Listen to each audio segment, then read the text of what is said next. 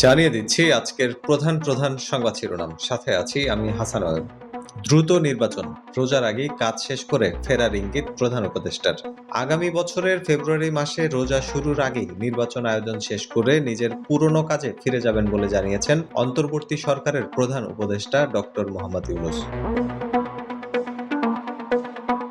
সব প্রকল্পের টেন্ডার হবে অনলাইনে, পরিকল্পনা উপদেষ্টা ডক্টর ওয়াহিদ উদ্দিন মাহমুদ জানিয়েছেন, অনিয়ম ও অস্বচ্ছতা দূর করতে প্রকল্পের টেন্ডার প্রক্রিয়া এখন থেকে অনলাইনে হবে। এ বিষয়ে আইন চূড়ান্ত করা হয়েছে, যা আগামী সপ্তাহেই গেজেট আকারে প্রকাশ করা হবে।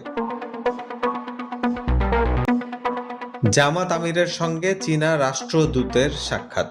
বাংলাদেশ জামাতে ইসলামীর আমির ডক্টর শফিকুর রহমানের সঙ্গে সৌজন্য সাক্ষাৎ করেছেন বাংলাদেশে নিযুক্ত চীনের রাষ্ট্রদূত ইয়াও ওয়েন।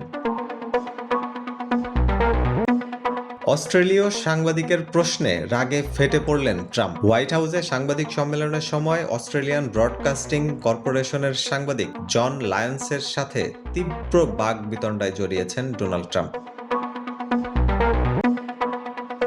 প্রথমবারের মতো ইউক্রেনে অস্ত্র পাঠানোর অনুমতি দিলেন ট্রাম্প। যুক্তরাষ্ট্রের প্রেসিডেন্টের শপথ গ্রহণের প্রায় 9 মাস পর প্রথমবারের মতো ইউক্রেনে অস্ত্র বিক্রির অনুমোদন দিয়েছেন ডোনাল্ড ট্রাম্প। পুরো বিশ্ব থেকে বিচ্ছিন্ন গাজা সিটি, কি হচ্ছে কেউ জানে না। ফিলিস্তিনের গাজা উপত্যকার গাজা সিটিতে গত সোমবার রাত থেকে স্থল হামলা শুরু করেছে ইসরায়েলি সেনাবাহিনী।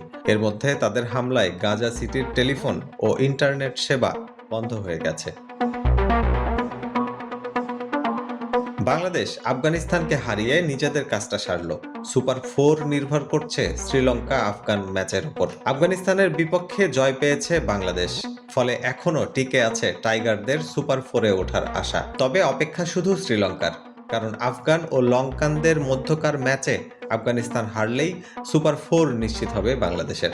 সাথে থাকার জন্য ধন্যবাদ।